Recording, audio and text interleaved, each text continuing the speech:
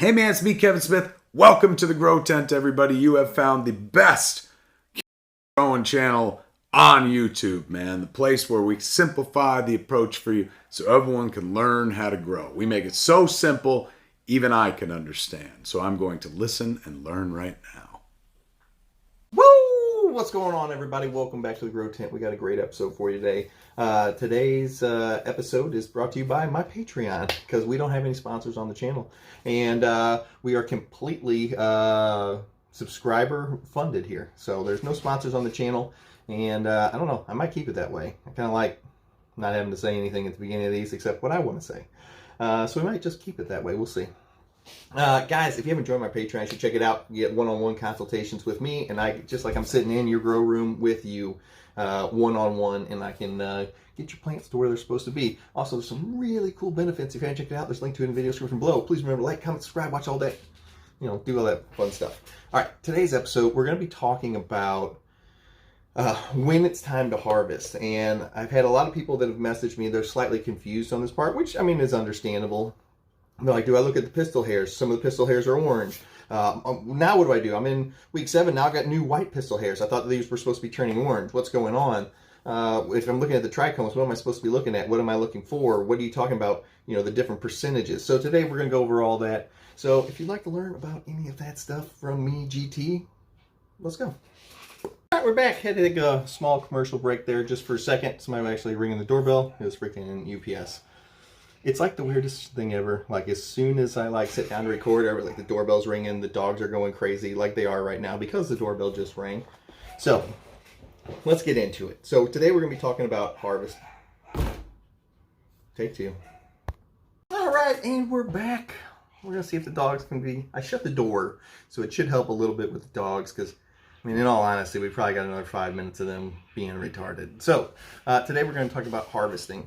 And the first thing we're going to talk about is when you should harvest, what you're paying attention to. So I get a lot of people that are like, oh, well, I've been looking at the pistil hairs, or I've been looking at trichomes. And we're going to talk about which one of those is correct and which one is not. I'm going to tell you right off the bat, monitoring your pistil hairs is not the best, especially because pistil hairs have a finite lifespan on them. So you're going to, even as early as week 3, you can actually see pistil hairs start to orange up. And that just means they're not viable to catch pollen anymore. Or hear me out, they've already caught pollen, and once they catch pollen, that white, beautiful pistil hair will turn orange. So if you see a whole bunch of your tent all turning orange at the same time, and you're only like week 3 or week 4, that's a problem. So you might want to start looking for some nanners in your tent, because if your whole tent's turning orange like that, it shouldn't be doing that. Like a few of them will turn orange early on because they do have finite lifespans. But if your whole tent's turning orange way early, you might want to check, make sure you ain't got any nanners anywhere, because after they collect pollen, they do turn orange and they die like that. But what you'll notice is even throughout the life of the plant, as long as they have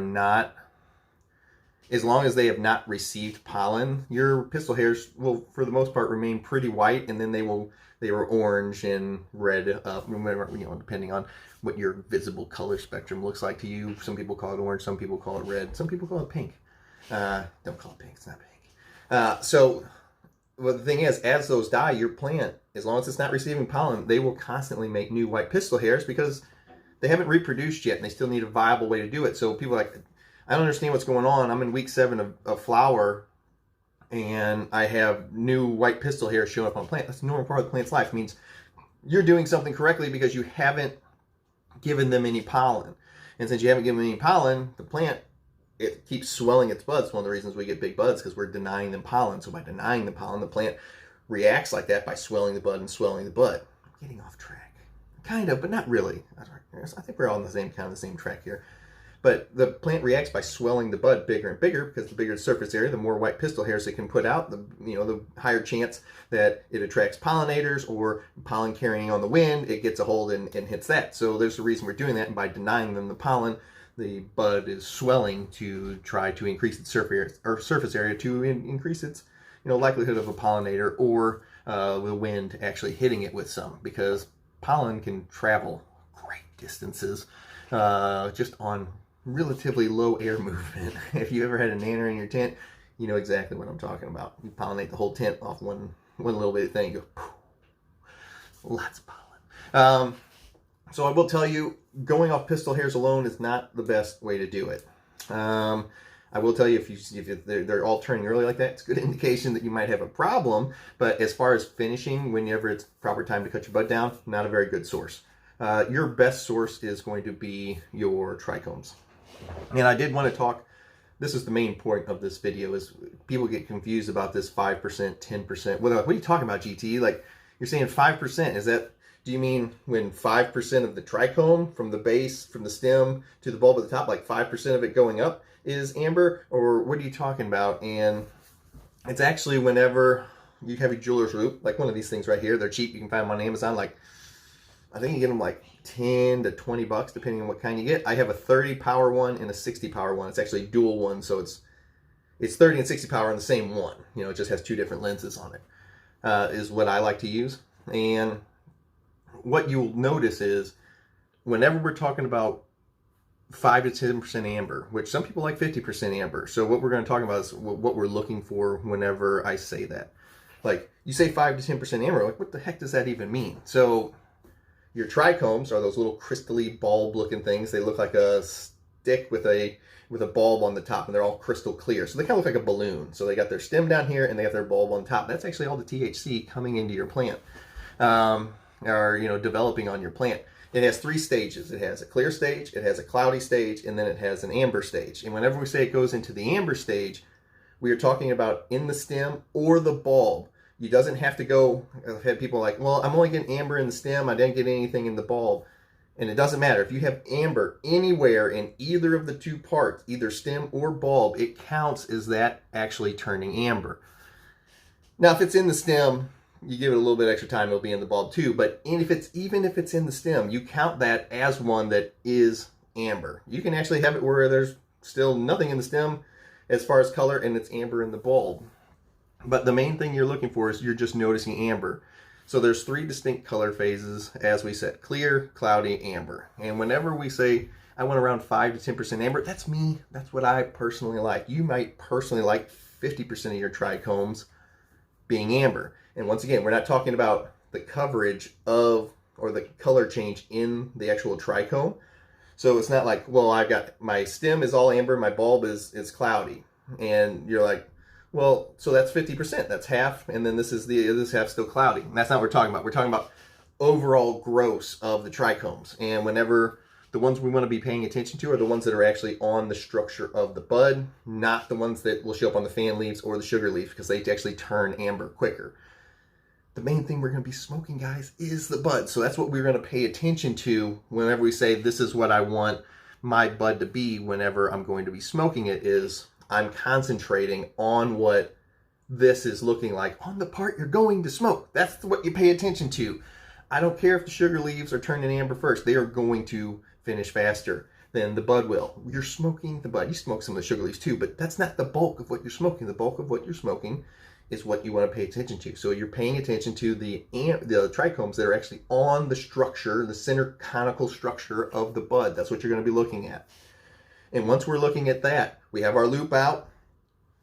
If you've never used a jeweler's loop before, it's not difficult, but it does take a little bit of practice to kind of see what you're freaking looking at. So the biggest thing is studying your jeweler's loop. Because on the 30, it's not too big of a deal, but on the 60, like when you're really zoomed in, the slightest movements make it very shaky. So you really want to brace it. So I will actually take the jeweler's loop and I'll set it on my nose, and then I'll brace my hand against my cheek like this. So it's kind of like 3 points of contact. And then with my other hand, I will actually grab the bud and bring it up, and like bring it all the way up to like where my pinky is, like right here. And that way everything, because the fan's going to move it around, you trying to get close to it, and if you're just holding the fan leaves, it kind of shakes, it makes it harder to see. So you just kind of brace everything like this. And that way you've got your bud structure right here, and then everything's connected to you right here. And when you're in those super zoomed in, like the 60, that'll make it way easier to steady everything, because when you're that zoomed in, the littlest movements, like the fan, as soon as you're like really like, okay, this is exactly what I'm looking at, and then the fan comes in, it's like, then you got to start all freaking over again. So you kind of brace it all up just like that, and then you can look at your bud.